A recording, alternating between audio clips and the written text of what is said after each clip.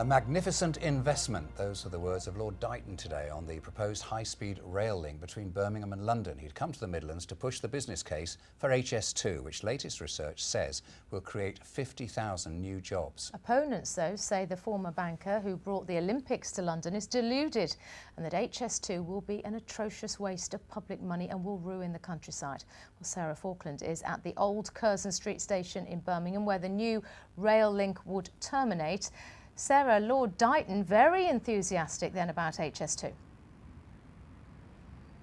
Extremely, yes. He said HS2, which of course would come in directly behind me, was perhaps the most exciting thing happening in Britain at the moment. But Lord Dighton, it's his job to talk things up. He's extremely good at it. And as Commercial Secretary to the Treasury, incidentally, he's also got the job of bringing new nuclear power stations to Britain. So nuclear power stations, HS2, make the most of those. Which one could be the most controversial? Certainly high-speed rail has caused a storm of protest. The countryside or the city, who will win on HS2? It's claimed that high-speed rail will add £4 billion to the West Midlands economy every year. But what price on the countryside, say those against it? These figures have simply been invented to make HS2 sound better. If they were real, they'd have been saying this since 2010. Lord Dighton has the job of convincing everyone that HS2 will be a great thing for Britain. He got his peerage for what he did on this, and he says HS2 will do for the Midlands economy what the Olympics did for London. Birmingham is right at the heart of it, and really the job of the task force I've brought together is to make sure we maximise the benefits that we can get out of this magnificent investment. But just last week, the Institute of Directors said that HS2 at a cost of £80 billion is grand folly, with no guarantees it'll benefit the economy. The chairman of the Public Accounts Committee has gone on record as saying it's ludicrous. This was her tackling the Department of Transport's permanent secretary about costs. All the costs are moving in the wrong direction, is that correct?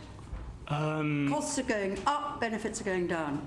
So I will ask David to say a bit more about this. So back to that $4 billion a year and a promise of at least 50,000 new jobs for the region. Can we believe those figures? Have a look at what happened across Europe and what has happened along the lines of the high-speed rail network in France and Germany. The economic gain issues are there and proven.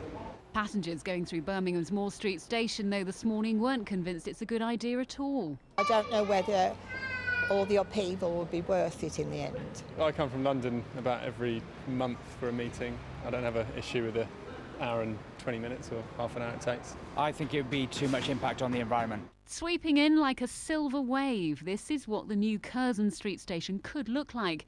Businesses, the task force says, need to ride with the opportunities HS2 will bring. Campaigners say the wave might turn out to be just a ripple and won't be worth the destruction of the countryside. With me now is Jerry Blackett from the Birmingham Chamber of Commerce. Jerry, just want to pick up on something that Sir Albert Ball said there earlier. He said that it's been proven on the continent that high-speed rail brings economic benefit, but where is the proof? Well, it's all over Europe. Europe is laden with high-speed lines, but take the Paris-Lyon line, 100 miles, same as London-Birmingham. The transformation around Lyon, very similar to the figures that we're talking about here. We know it works. But no facts to back that up. You can understand why some of the anti-groups say, yes, your projections are all well and good, but you're just making these figures up. If we are, it's a minimum. What we learned today was the more we prepare locally, these figures are the minimum.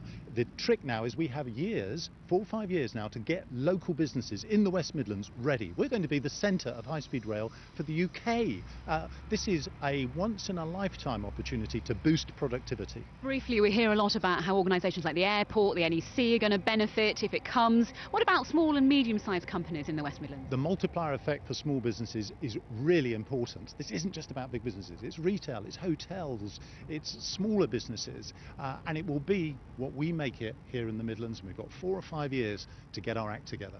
OK, Jerry Blackett, thank you very much. Incidentally, the Public Affairs Committee are due to report back early next week on whether HS2 would be value for money. Sarah, thank you.